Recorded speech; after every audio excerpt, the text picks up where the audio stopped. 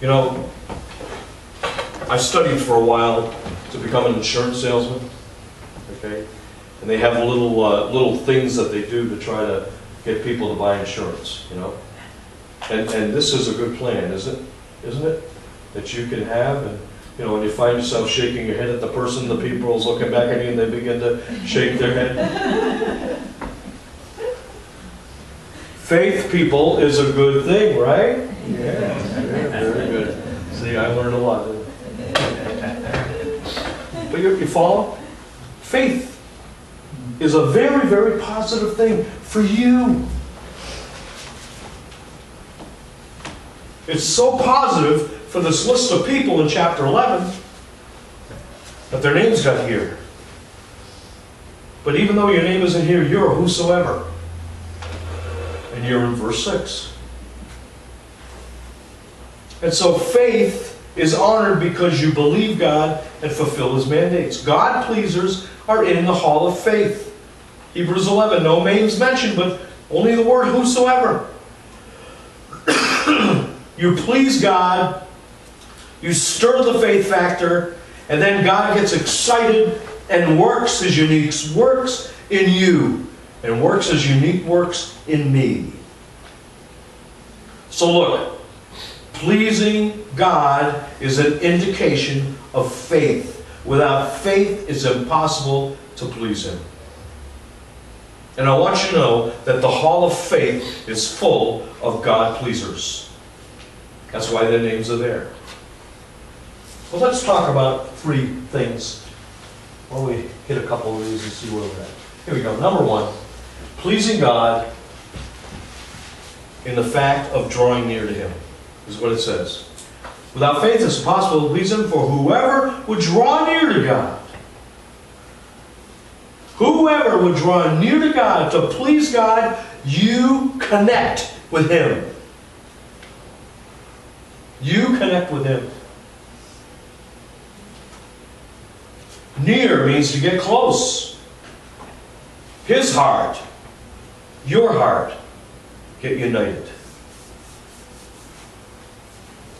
That takes effort to spend time with your God. Let Him talk to you. Right here. You talk with Him. You get connected with God. Pleasing Him, the first element is to draw near. Pleasing God, secondly, is believing God exists. Believing God exists. We must believe that He exists. Not only do you connect to Him and get close, you trust Him. You believe that He is. Not only do you believe that He is the I am, but that He will do what He says He will do. Right? He's not looking for half-hearted faith. He's looking for you to jump in. Looking for me to jump right in. To trust Him. Believe He exists. That means you believe God is real. His life becomes your life. So you please God by drawing near to Him. You get connected. You please God by believing He exists. You trust Him. And then finally, verse 6 says, you please God by believing God rewards seekers. A rewarder of those that seek Him. And this not only has to do for you pleasing Him by connecting with Him, trusting Him, and in this case now longing for Him, to seek for Him, to search, looking for His way to become your way, but you're also able to develop relationships with not yet Christ followers and to help them in their search. Because you know what? People are seeking for something. Shouldn't they have the opportunity to get caught up in this uniqueness as well? Right? I mean, you know people are going to reject. But God gives us opportunities all the time. You know, the grocery store, the gas station, the post office, right? The job place. To be able to tell people who they should seek for and who you long after. Now we've been finding this little effect. And so we wrote down that, that the faith friends effect on you that we've learned here today is that you believe God, you please God, right? You believe God. Last time we said you believe God, you obey God. Today, you believe God, you please God. And, in return, He rewards your faith. In a very, very unique way. It's unique for you. You know? You may have something so unique, but it might be something that, you know, nobody else, well, that doesn't do it for me. But it did it for you. And God will do it for you, whatever that might be. That may not do it for me. For Enoch, it was not dying and having an old son. Maybe that's why he never died. To see his son live. Follow what I'm saying? The whole aspect is that He rewards your faith. So here is your second faith friend, Enoch. God rewarded his faith, and it did unique things for him.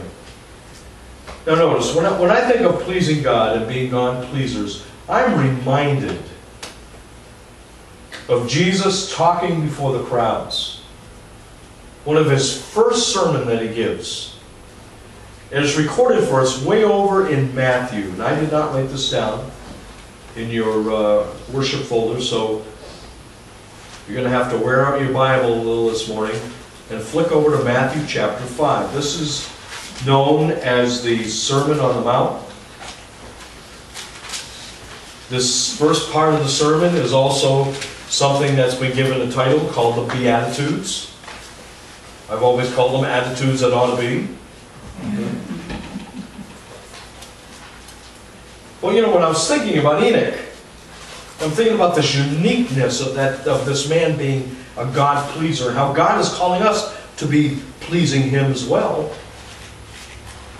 I've started to hear these words in my mind of this thing that he's teaching in the Beatitudes on the Sermon on the Mount. Look with me, if you would, here.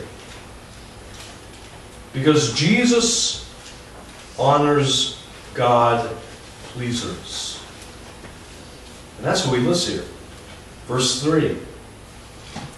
Blessed are the poor in spirit, for theirs is the kingdom of heaven. So you know what we say? The poor in spirit are God pleasers. Verse 4. Blessed are those who mourn, for they shall be comforted. The mourners are God pleasers. Verse 5. Blessed are the meek, for they shall inherit the earth. The meek are God pleasers. Verse 6. Blessed are those who hunger and thirst for righteousness, for they shall be filled. So the hungry and the thirsty for right living are God pleasers. Verse 7. Blessed are the merciful, for they shall obtain mercy. The merciful are God pleasers.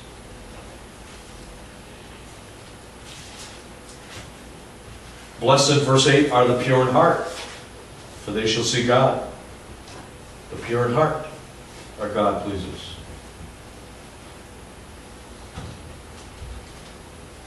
Verse 9.